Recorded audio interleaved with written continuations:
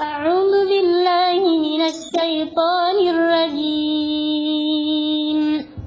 لن تنالوا البر حتى تنفقوا مما تحبون وما تنفقوا من شيء فإن الله به عليم. كل الطعام كان حلا لبني إسرائيل إلا ما حرم إسرائيل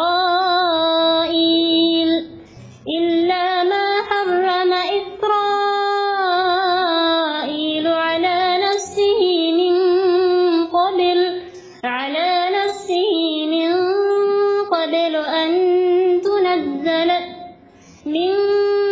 قبل أن تنزل التوراة. قل فأتوا بالتوراة فاتلوها إن كنتم صادقين.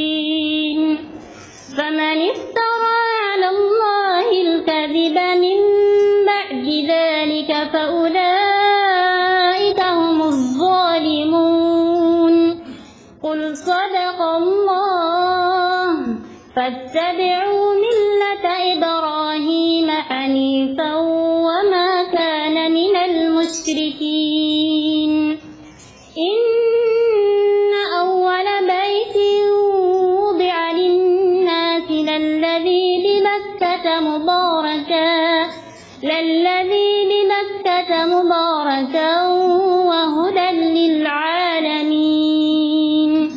فيه آيات بينات مقام إبراهيم ومن دخله كان آمنا ولله على الناس حج البيت من استطاع إليه سبيلا ومن كفر فإن الله غني عن العالمين. قل يا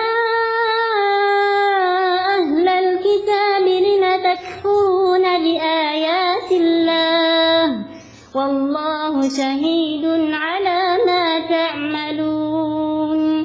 قل يا أهل الكتاب لم تصدون عن سبيل الله من آمن تبغونها عوجا وأنتم شهداء وما الله بغافل عما تعملون.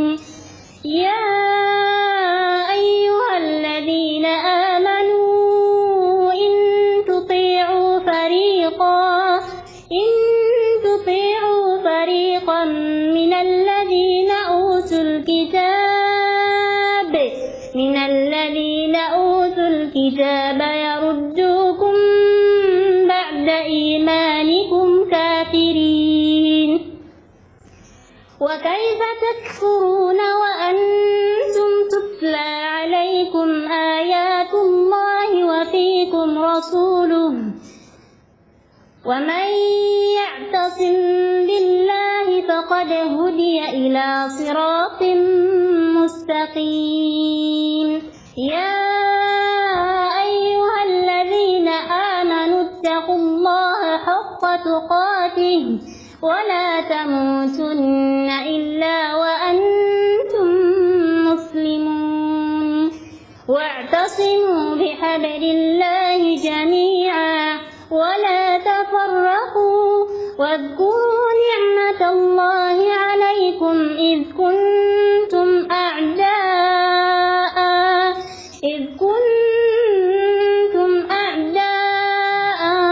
فألف بين قلوبكم فأصبحتم بنعمته إخوانا وكنتم على شفا حفرة من النار فأنقذكم منها.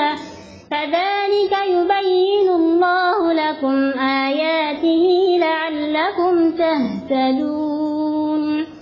ولتكن منكم أمة يدعون إلى الخير ويأمرون بالمعروف وينهون عن المنكر وأولئك هم المفلحون. ولا تكونوا كالذين تفرقوا واختلفوا من بعد ما جاءهم البينات وأولئك لهم عذاب عظيم.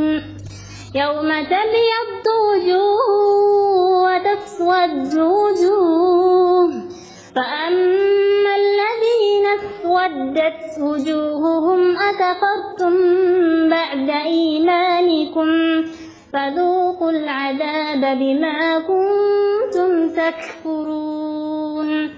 وأما الذين ابيضت وجوههم ففي رحمة الله هم فيها خالدون. تلك آيات الله نتلوها عليك بالحق وما الله يريد ظلما